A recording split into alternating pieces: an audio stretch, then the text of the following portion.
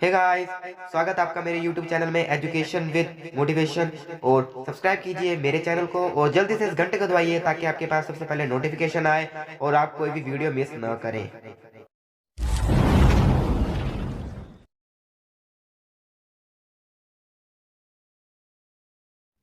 Hey guys, welcome to education with motivation channel. My name is Ashutosh and आज का मेरा topic है escape velocity. क्या होती है एस्केप वेलोसिटी? एस्केप वेलोसिटी एक जाना माना प्रसंग। और मान लीजिए हमारी अर्थ है, इसके सरफेस पे हम खड़े हैं, फुटबॉल हमारे कदमों के नीचे है, हम बहुत ताकतवर हैं। हमने फुटबॉल को किक किया तो वो कुछ यहां जाके गिरा क्योंकि अर्थ में ग्रेविटी है। हमने इसको और जोर से किक किया तो ये कुछ और आगे जाके गिरेगा। हमने इसको और जोर से किक किया तो ये आगे जाएगा और आगे जाएगा, और जोर से किक किया और आगे जाएगा, और जोर से किक किया और आगे जाएगा। ऐसे करते करते एक ऐसे पॉइंट पे हमने किक किया, इतनी स्पीड से हमने किक किया कि ये अर्थ के अराउंड घूमने लगेगा। सैटेलाइट्स भी हम ऐसे ही ऊपर भेजते हैं एक ऐसी वेलोसिटी पे जिसके कारण वो अर्थ पे गिरे भी ना और अर्थ की मोशन को छोड़ के भी ना जाए, ऑर्बिट को छोड़ के भी ना जाए। ये ऐसा पॉइंट है। हमने और जोर से अब किक किया तो ये अर्थ के इस ऑर्बिट से बाहर चला जाएगा, बाहर चला जाएगा। हमने और जोर से किक किया तो ये अर्थ के ऑर्बिट से बाहर चला जाएगा, और मतलब बाहर ही जाएगा। और क्या हो सकता है? अब ये कितनी दूर जाएगा? इन्फिनिटी।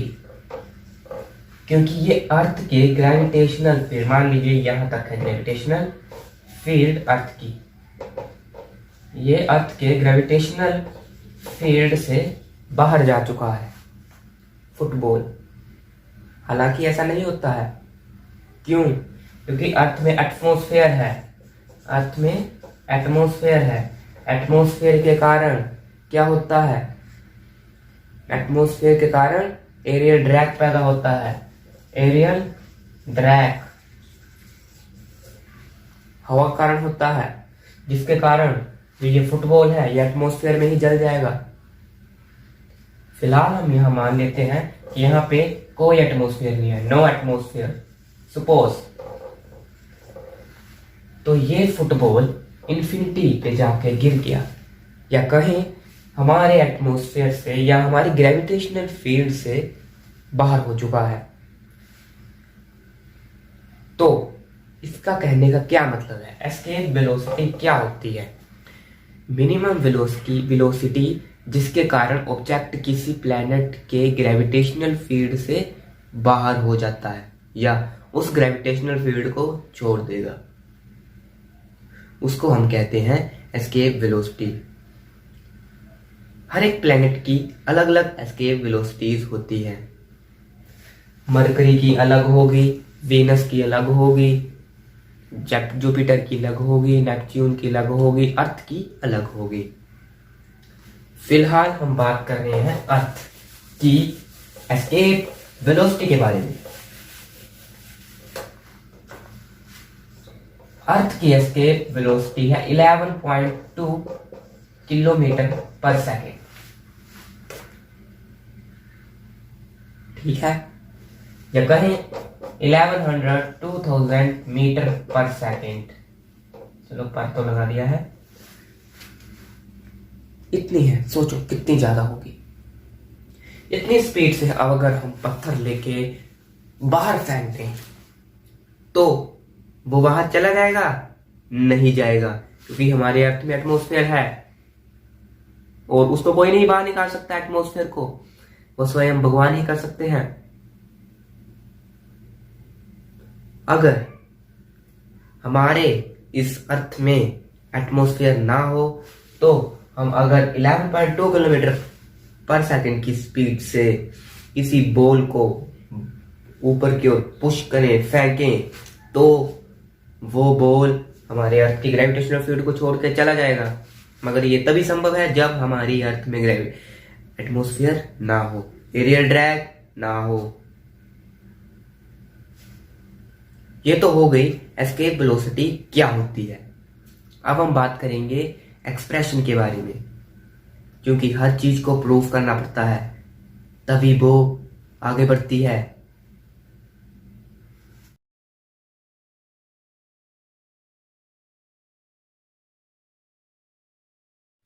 अब हमने ये तो जान लिया कि एस्केप वेलोसिटी क्या होती है। मिनिमम वेलोसिटी होती है किसी ऑब्जेक्ट की कि वो किसी प्लैनेट के ग्रेविटेशनल फील्ड को पार कर जाए।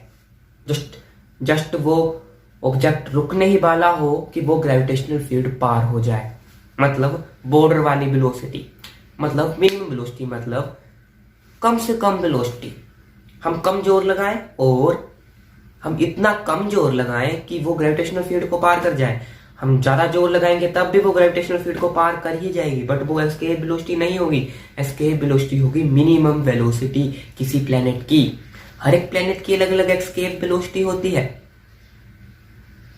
अब हम बात करेंगे एक्सप्रेशन के बारे में, जो कि काफी जरूरी है, जिसको प्रूफ किया गया है साइंटिस्टों द्वारा। तो एक्सप्रेशन क्या है एस्केप वेलोसिटी का? सबसे पहले तो मैं बोलता हूं, सपोज कीजिए, बड़े बड़े अक्षरों में लिख रहा हूं मैं, सपोज कीजिए कि अर्थ में एटमॉस्फेयर है ही नहीं, नो एटमॉस्फेयर, एटीएम लिख दिया मैंने, नो एटमॉस्फेयर, तभी ये एस्केप वेलोसिटी काम करेगी, वरना कोई फायदा नहीं। तो यहां थी हमारी अर्थ, हमने अर्थ से सरफेस से फुटबॉल को किक किया और वो हमारी ग्रेविटेशनल फील्ड को छोड़ के चली गई, या कहीं इन्फिनिटी तक चली गई। अब अच्छा, इन्फिनिटी क्यों बोलना हमने? जब कोई चीज ग्रेविटेशनल फील्ड को छोड़ के चले जाए तो आगे तो होता नहीं है कुछ भी, ब्लैक ब्लैक ब्लैक, हमारा आकाश गंगा। तो वहां पे कोई ग्रेविटी नहीं, कोई कुछ नहीं, इतना सा धक्का भी दे दो तो वो चलती रहती है। तो हमने इन्फिनिटी ले लिया, समझ गए आप? तो हमने सरफेस से किक किया इतनी स्पीड से, इतनी वेलोसिटी से कि वो अर्थ की ग्रेविटेशनल फील्ड को छोड़ के चली गई या कहीं इन्फिनिटी तक चली गई। तो उस पे कितना वर्क डन लगा? तो उस पे वर्क डन लगा G capital M small m upon R। इतना वर्क डन लगा, जितना हमने ये काम किया वो इतना है। तो जिसको हमने किक किया फुटबॉल को, उसका मास है स्मॉल m, जो कि हमने यहां दर्शाया है। कैपिटल M मास है अर्थ का, जो कि यहां है। G है ग्रेविटेशनल कांस्टेंट और R है अर्थ के सेंटर से उस ऑब्जेक्ट की दूरी, जो कि है R। इसको हमने मान लिया इक्वेशन 1। तो यहां पे अब एस्केप वेलोसिटी आएगी, जो कि VE से डिनोट होती है, VE। तो एस्केप वेलोसिटी के कारण काइनेटिक एनर्जी आएगी, क्योंकि स्पीड के कारण काइनेटिक एनर्जी आती है। तो काइनेटिक एनर्जी या ई के या के ई भी लिख सकते हैं, ऐसे काइनेटिक एनर्जी ऐसे भी लिखते हैं हम, पता है, पर ई के ज्यादा बेस्ट है। तो काइनेटिक एनर्जी हमारी होगी हाफ एम वी स्क्वायर होता है। Kinetic energy half M V square होता है ना, बट यहाँ पे वी स्क्वायर नहीं होगा, वी ई स्क्वायर होगा, क्योंकि यहाँ पे हमने एस्केप वेलोसिटी ली हुई है। इसको हमने इक्वेशन 2 मान ली। अब जरा इन इक्वेशंस को ध्यान से देखिए, तो ये और ये दोनों एनर्जी हैं, वर्क भी एनर्जी है, वर्क डन भी एनर्जी होती है, और एनर्जी तो एनर्जी होती ही है। तो जब हम इन दोनों इक्वेशन को कंपेयर करते हैं तो कुछ ऐसा बनता है, half M V E square is equal to G capital M small M upon R. M से एम कैंसल हो जाता है और हमारे पास क्या बनता है, इसको मैं इरेज कर देता हूं। हमारे पास क्या बनता है, V E square is equal to 2gm upon R. 2 यहाँ चला गया, यहाँ डिवाइड में वहां पे मल्टीप्लाई भी हो जाएगा, 2gm अपॉन r। अब VE क्या होगा, अब स्क्वायर में है ना तो यहाँ पे अंडर रूट हो जाएगा, VE होगा under root 2gm upon r, यही होगा। अब हमें पता है एक चीज, हमें पता है एक्सेलरेशन ड्यू टू ग्रेविटी, जिसको हम अभी जी भी कहते हैं, ये वाला अभी जी, ये बराबर होता है किसके, gm अपॉन r स्क्वायर के। ये हमने बात की थी डेप्थ में भी, और जो कि हमारा height, variation of acceleration due to gravity with height और डेप्थ, उसमें बात की थी हमने ये कि एक्सेलरेशन ड्यू टू ग्रेविटी कितनी होती है, gm upon r square surface में। इसका लिंक मैं डिस्क्रिप्शन में दे दूंगा, आप जाके वहां जाके समझ सकते हैं कि क्या होती है इसके लिए, ये एक्सेलरेशन ड्यू टू ग्रेविटी क्या होती है।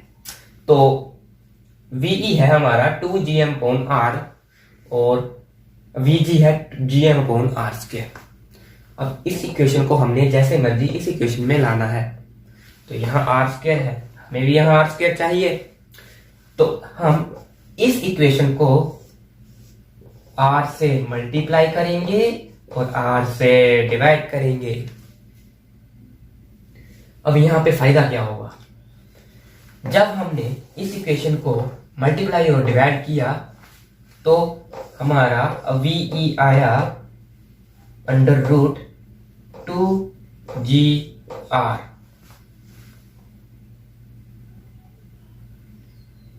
ठीक है। यहां पे VG नहीं G आएगी, एक्सेलरेशन ड्यू टू ग्रेविटी। तो G क्या है, ये है हमारा acceleration due to gravity gm upon r square, तो gm अपॉन r स्क्वायर हमारा आ गया यहां से G। तो ये है हमारा एक्सप्रेशन अर्थ की एस्केप वेलोसिटी का। तो ये है एक्सप्रेशन। अब इसको थोड़ा और प्रूफ करते हैं हम, देखिए VE is equal to under the root 2 multiply acceleration due to gravity earth की सरफेस पे कितनी होती है, 9.8 मीटर पर सेकेंड स्क्वायर, सही कहा मैंने, और r डिस्टेंस मतलब रेडियस, अर्थ का रेडियस अप्रोक्सीमेटली 6400 किलोमीटर, क्योंकि डिस्टेंस किलोमीटर में होता है। तो 2 into 9.8 metre per second square into 6400 kilometre आ गया हमारा। इसको थोड़ा और हम सिंप्लीफाई करते हैं, तो 2 into 9.8 metre per second square into 6400 multiply 1000 metre, क्या किया है यहाँ पे, किलोमीटर को मीटर में चेंज कर दिया। तो इसको थोड़ा और सिंप्लीफाई करते हैं, आप कैलकुलेटर से कर लेना, आंसर यही आएगा 1,25,440, सॉरी बड़ा ज्यादा है, ऐसे ही बोल दिया, metre square per second square, मतलब 1 10 100,000 10 1 lakh 10 lakh crore 10 crore 12 crore 54 lakhs 40,000 metre square per second square. Metre square ये और ये मीटर मिलके क्या बनाएंगे, metre square. Per second square तो पहले से ही है, आ गया हमारा। और यहां से अंडर रूट निकालेंगे तो 11,200 मीटर पर सेकेंड आएगा। क्यों? क्योंकि metre square per second square under root से बाहर आएंगे तो मीटर पर सेकेंड रह जाएगा, और इसका अंडर रूट होता है 11,200। इसको थोड़ा और सिंप्लीफाई किया तो 11.2 किलोमीटर पर सेकेंड, मीटर को किलोमीटर में चेंज कर दिया, और ये बहुत बहुत बहुत होता है, और ये तभी होता है जब एटमॉस्फेयर नहीं होता है। ये तो होगी अर्थ के सरफेस की बात। अर्थ में 11.2 किलोमीटर पर सेकंड की स्पीड से किसी चीज को फेंका जाए तो वो अर्थ के ग्रेविटेशनल फील्ड को छोड़ के चली जाती है। ये तो होगी बात। अब बात आती है कि सबसे ज्यादा एस्केप वेलोसिटी किस प्लेनेट की होती है? जुपिटर, जो कि होती है 59.5 मीटर पर सेकेंड, 59.5 किलोमीटर पर सेकेंड, जो कि बहुत बहुत है। 59,500 मीटर पर सेकेंड, किलोमीटर में चेंज किया, 59.5 किलोमीटर पर सेकेंड, 59.5 किलोमीटर पर सेकेंड जुपिटर की होती है, क्योंकि जुपिटर की ग्रेविटी बहुत ज्यादा होती है। जिसकी ग्रेविटी जितनी कम, उसकी एस्केप वेलोसिटी उतनी कम। जिसकी ग्रेविटेशनल फील्ड उतनी सबसे ज्यादा, एस्केप वेलोसिटी भी उसकी सबसे ज्यादा, जो कि हमने देखा है जुपिटर में है, क्योंकि जुपिटर की ग्रेविटेशनल फील्ड सबसे ज्यादा होती है। तो ये तो होगी एस्केप वेलोसिटी की बात, जो कि मिनिमम वेलोसिटी होती है किसी ऑब्जेक्ट के किसी प्लेनेट से बाहर निकालने के लिए। एक्सप्रेशन भी हमने देख लिया। तो अगर आपको मेरी वीडियो पसंद आई हो तो लाइक, शेयर और कमेंट जरूर करिएगा, और कृपया घर में ही रहें, सुरक्षित रहें, अपना ध्यान रखें। जय हिंद।